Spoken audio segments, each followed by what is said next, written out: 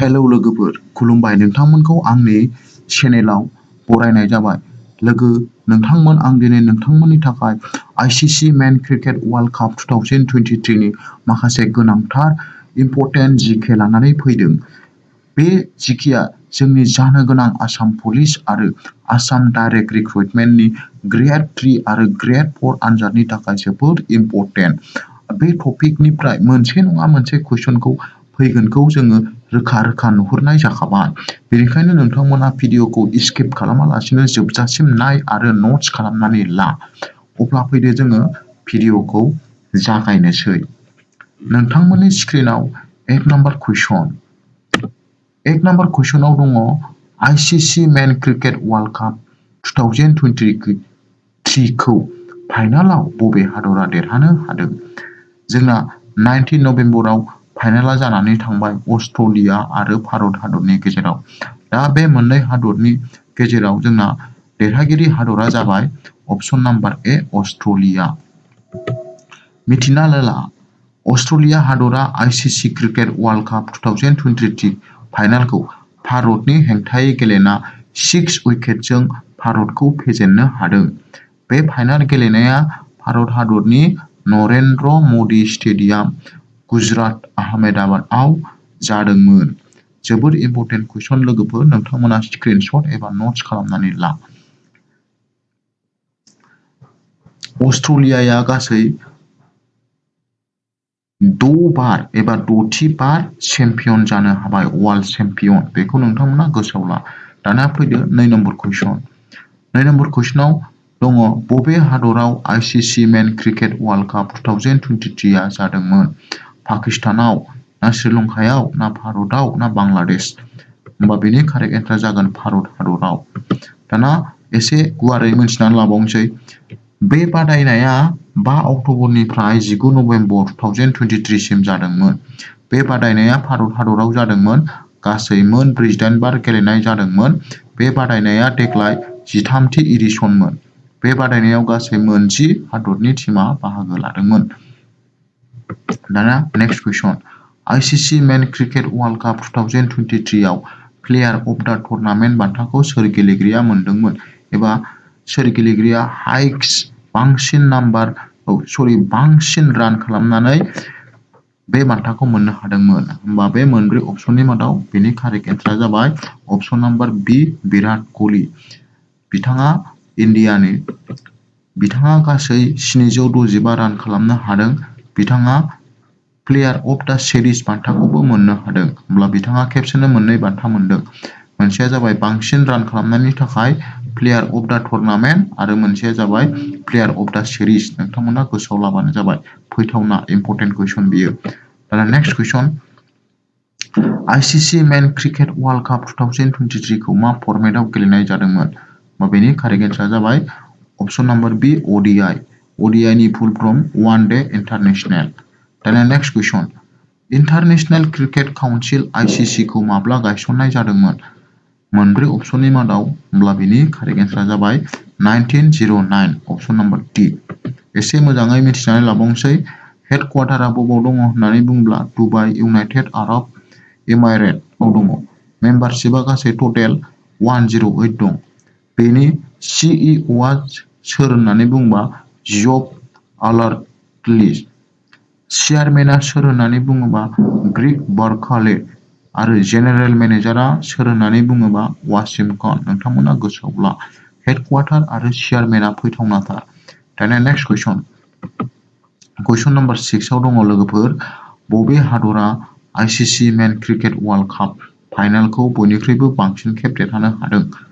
बेबो इम्परटेन्ट कुइसन। होमबा बेनि कारेक्ट एन्सारा मोनब्रै अपसननि मादाव जागोन अपसन नाम्बार ए, अस्ट्रेलिया। अस्ट्रेलिया दिनैसिम बेसेबां खेब देरहाखो? गासै 6 बार देरहाबाय। अस्ट्रेलिया हादरा दिनैसिम गासै 6 बार चेम्पियन देरहानो हाबाय।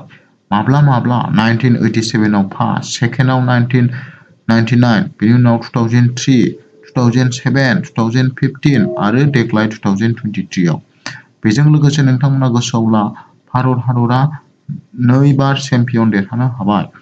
माब्ला देरहादों भारत हादरा? 1983 आव आरो 2011 आव। दाना नेक्स्ट कुइसन।